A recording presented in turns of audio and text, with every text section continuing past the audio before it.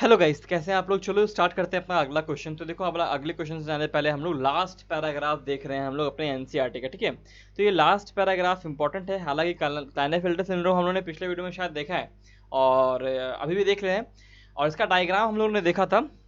जो चीज़ें main main points हैं उन्हें ध्यान रखना है, जिसपे देखो डायरेक्टली एनसीईआरटी के लाइन्स आ सकते हैं या फिर उसके बेसिस पे एनालिसिस जो आपने किया है एनसीईआरटी को लेकर उस पर क्वेश्चन आ सकता है। तो पहला क्वेश्चन देखो यहाँ पे लिख रहा है, क्लाइनेफेल्टर सिंड्रोम। ये जो एनालिसिस होना चाहिए इसका ये होना चाहिए कि ये जो क्लाइनेफेल्टर सिंड्रोम जिसको होता है ना, वो एक्चुअली मेल होता है। वो एक्चुअली में मेल होता है। और टर्नर सिंड्रोम जिसको होता है ना, वो एक्चुअली में फीमेल होती है। दोनों के दोनों स्टेराइल होते हैं। दोनों के दोनों स्टेराइल होते हैं। दूसरी बात क्या कि ये मेल है, इसमें कुछ हद तक फीमेल कैरेक्टरिस्टिक डेवलप हो जाता है। और ये फीमेल है लेकिन इसमें पूरी तरह से फीमेल कैरेक्टरिस्टिक डेवलप नहीं होता। तो दोनों का दोनों आधा आधा फीमेल है। कहने का मतलब कि अगर मेल है उसमें थोड़ी सी बातें आ गई फीमेल की तो थोड़ा सा फीमेल हो गया, और ये फीमेल है लेकिन पूरी तरह से फीमेल नहीं है तो थोड़ा सा ही फीमेल है। तो दोनों में थोड़ी थोड़ी फीमेल्स के जो कैरेक्टर्स होते हैं वो तो दिखाई देते हैं। तो क्लाइनेफेल्टर सिंड्रोम में जो कैरियोटाइप होता है वो होता है 47। 47 कैसे, 44 तुम्हारा ऑटोजोम्स हो गया और प्लस एक्स एक्स वाई तुम्हारा। कहने का मतलब कि एक एग्जाम्पल, ठीक है ना। तो एक्स एक्स वाई हो गया, ठीक है। यहाँ पे फेमाइनाइन कैरेक्टर डेवलप होते हैं। ओवरऑल मैस्कुलिन डेवलपमेंट होता है, जैसे कि ब्रेस्ट का डेवलपमेंट होता है, उसको हम लोग गायनोकोमैस्टिया कहते हैं। ये एग्जाम एक इंपॉर्टेंट टर्म है एग्जाम के लिए। ये ऐसे इंडिविजुअल स्टेराइल होते हैं। आते हैं टर्नर सिंड्रोम पे, बहुत अच्छा है ये भी। इसका भी जो कैरियोटाइप जो बोलते हैं हम लोग वो होता है 45, यानी कि total chromosome number is 45। Total chromosome number is 45। कैसे, 44 प्लस एक ही एक्स क्रोमोसोम इसमें मौजूद होता है। दूसरी जगह पे कोई इसका होमोलॉगी या फिर नॉन होमोलॉगी जो वाई है वो भी नहीं होता, साथ ही इसका नहीं होता है। तो यहाँ पे जीरो लिखा हुआ है। जीरो कहने का मतलब कि जीरो मतलब कुछ भी नहीं है, ठीक है ना। ये डिसऑर्डर होता है due to absence of one of the X chromosome such females, यानी कि देखो यहाँ बोल रहा है ना कि ओवरऑल फीमेल डेवलपमेंट हो रहा है। स्ट्राइल होती है एज ओवरीज आर रिड्यूमेंट्री। ओवरीज जो होती है वो रिड्यूमेंट्री होती है, यानी कि उतना ज़्यादा डेवलप नहीं होती हैं, फुल्ली ग्रोन ओवरीज नहीं होती हैं। Besides other features including lack of other sexual secondary sexual characters भी इनमें बहुत कम होता है, ठीक है। क्वेश्चन पे आते हैं। In agriculture mutation caused by mutagen is, देखो क्वेश्चन का फॉर्मेशन बड़ा इंटरेस्टिंग है। क्या बोल रहा है, एग्रीकल्चर में म्यूटेशन जो कॉज होता है म्यूटाजन के थ्रू वो कैसा होता है, उसका टाइप क्या है, मतलब जो म्यूटेशन हुआ है वो कैसा है, क्या इंड्यूस्ड है नॉन इंड्यूस्ड है, मतलब इस ढंग से। अगर पूछता कि म्यूटाजन क्या है तो हम लोग बोलते केमिकल, तब आंसर केमिकल होता। हालांकि क्वेश्चन जब पहली बार में अगर ध्यान से ना पढ़ा जाए तो आंसर केमिकल ही मिल जाता है, बिकॉज लास्ट का वर्ड ऐसा लिखा हुआ है म्यूटाजन इज। तो म्यूटाजन एग्रीकल्चर म्यूटेशन है, म्यूटेशन क्या होता है, केमिकल होता है। बिकॉज हम लोग केमिकल फर्टिलाइजर का इस्तेमाल करते हैं या फिर केमिकल इंसेक्टिसाइड पेस्टिसाइड का वीडीसाइड का इस्तेमाल करते हैं, तो वो केमिकल्स एज ए म्यूटेशन काम कर सकते हैं।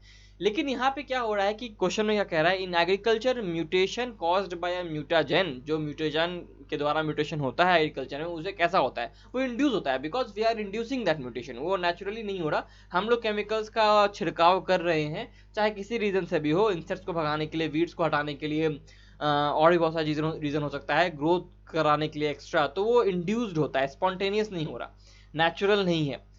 स्पॉन्टेनियस और नेचुरल एक ही चीज होगा। डिसकंटिन्यूअस वेरिएशन, देखो हम लोग कंटिन्यूअस वेरिएशन के बारे में बात पहले भी किए हैं। वो क्या है हमारे पास, तो पॉलीजेनिक इनहेरिटेंस, एक से ज्यादा जीन जहां होते हैं वहां पे कंटिन्यूअस वेरिएशन देखने को मिलता है। ऐसे हाइट हुआ ह्यूमन का स्किन कलर हुआ, अलग अलग वेरिएशन देखने को मिलता है। उसमें कोई डिस्क्रीट कैरेक्टर्स या फिर एक्सट्रीम कैरेक्टर्स ही हमें सिर्फ नहीं देखने को मिलते हैं, बीच के जो कैरेक्टर्स होते हैं वो भी देखने को मिलते हैं।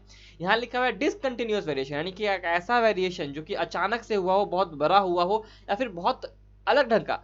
कहने का तो देखो कि मान लो कि कोई कलर व्हाइट है किसी का और किसी का कलर ब्लैक है, और उस पॉपुलेशन से हम लोग ह्यूमंस है, तो ह्यूमंस का कलर या तो पूरी तरह से व्हाइट होगा या तो पूरी तरह से ब्लैक होगा, और उसके बीच में भी आपको क्या बोलते हैं, अलग अलग ढंग के इंडिविजुअल्स देखने को मिल सकते हैं, ठीक है ना। ये व्हाइट इंडिविजुअल्स होंगे यहाँ पे और यहाँ पे ब्लैक इंडिविजुअल्स होंगे, लेकिन बीच में भी कई सारे कलर्स आपको यहाँ पे देखने को मिल सकते हैं, ठीक है ना। लेकिन मान लो यहाँ पे एक म्यूटेशन हो गया हो और अचानक से ह्यूमन का कलर रेड हो जाए, किसी एक इंसान का कलर अचानक से स्किन का कलर रेड हो जाए, येलो हो जाए, ऑरेंज हो जाए, ग्रीन हो जाए, ऐसे कलर्स आ जाए मान लेते हैं। तो ये जो अचानक से हुआ है, ये कंटिन्यूअस वेरिएशन में एक अचानक से एक अलग ढंग का कैरेक्टर यहाँ पे दिख रहा है, जो कि हम लोग ग्राफ पे प्लॉट नहीं कर सकते अगर हम लोग कंटिन्यूअस वेरिएशन का ग्राफ प्लॉट करें, तो इसलिए हम लोग इसको डिसकंटिन्यूअस वेरिएशन कहते हैं। इसको म्यूटेशन का दूसरा नाम है ये। The reason of fault in gene duplication के होने समय जो फॉल्ट होता है, जो गलतियां होती हैं, वो म्यूटेशन के रूप में दिखाई देती हैं। Epicanthic skin fold and simian crease are characteristic of Down syndrome. अब आप सोचिएगा ये क्या है, तो इसके बारे में चलो बात करते हैं थोड़ा। एनसीईआरटी में इसको लिखा है लेकिन टर्म्स नहीं स्पेसिफाई किए गए थे। तो एपिकैंथियल स्किन फोल्ड क्या होता है और सीमियन क्रीज क्या होता है, इसको हम लोग चलो देखते हैं।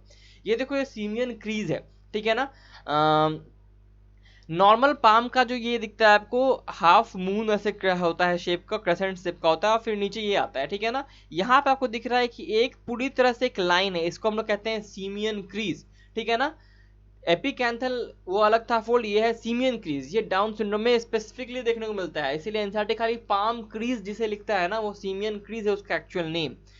अब अगर कोई ह्यूमन जो ओरिजिनल पिक्चर होगा वो ऐसा कुछ दिखाई देगा आपको। यहाँ पे ये दिखाई दे रहा है, ठीक है, ये आपको लाइनिंग्स दिखाई दे रही हैं। ये आपको दिख रहा है सीमियन क्रीज, देख रहे हो डायरेक्टली पूरी तरह से पूरा एक लाइन बीच में यहाँ पे आके नहीं जुड़ा हुआ है, ठीक है ना।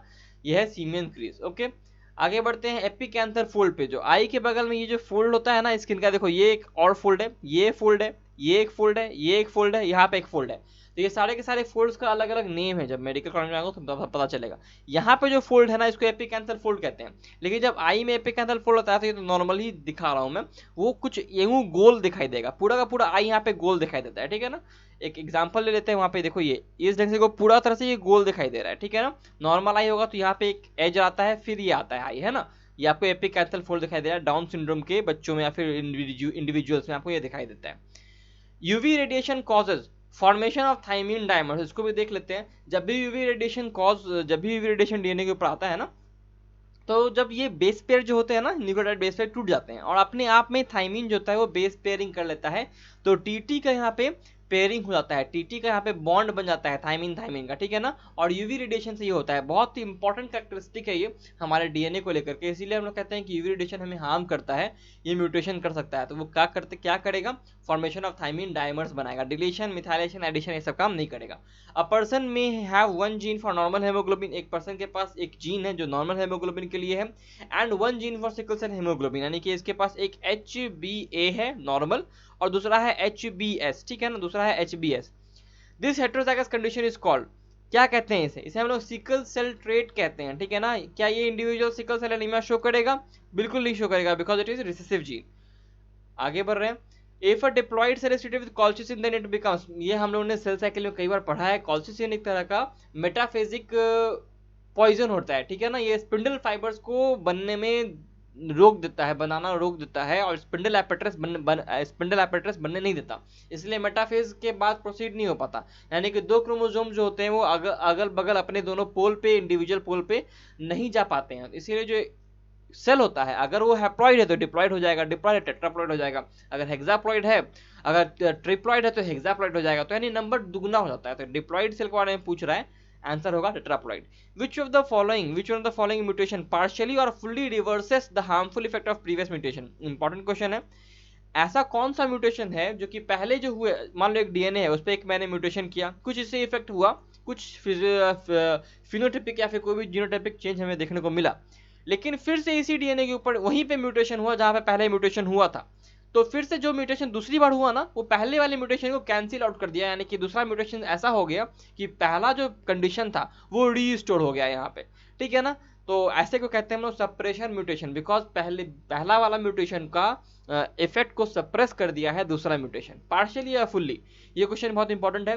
पॉलीडेक्टाइली in man is due to autosomal dominant trait, हालांकि एक्चुअल रिसर्च कीजिएगा तो पता चलेगा कि पॉलीडेक्टाइली मतलब क्या होता है। पॉलीडेक्टाइली मतलब होता है कि हाथ में 5 यानी पैरों में 5 टोज या फिंगर्स से ज्यादा फिंगर्स या टोज होना, 6-7 है ना, ऐसे ऋतिक रोशन को आपने देखा होगा एक हाथ में उसके एक और अंगूठा एक्स्ट्रा है, उसी ने उसको पॉलीडेक्टाइली कहते हैं। डेक्टाइली मतलब फिंगर्स होता है, पॉली मतलब ज्यादा होना, ठीक है, जो है थी उससे ज्यादा होना।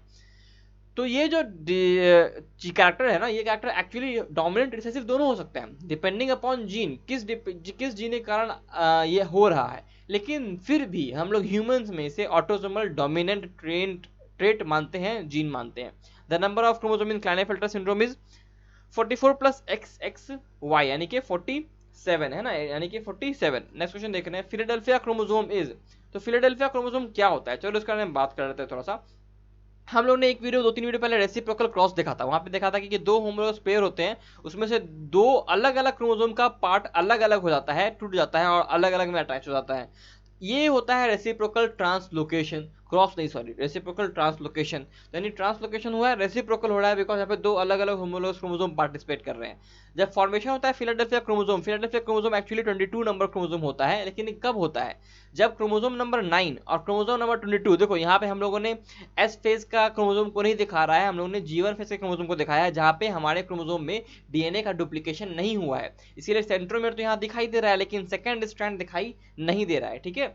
तो यहाँ पे हमें दिख रहा है ABL1 जीन और यहाँ दिख रहा है BCR जीन। क्या होगा, ये ABL1 जीन के नीचे का पूरा सेगमेंट और ये BCR जीन के पूरा का पूरा नीचे का सेगमेंट क्रोमोसोम 9 और 22 में इंटरचेंज हो जाएगा, रेसिप्रोकल ट्रांसलोकेशन हो जाएगा।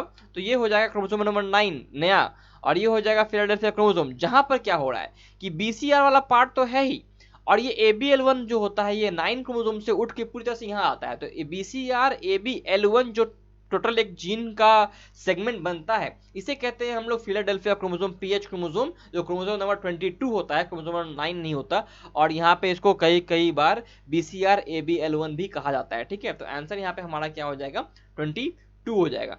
आंसर क्या हो जाएगा, 22nd क्रोमोसोम। ओके, अब अगले वीडियो में मिलते हैं, तब तक study smart, work hard and stay healthy guys.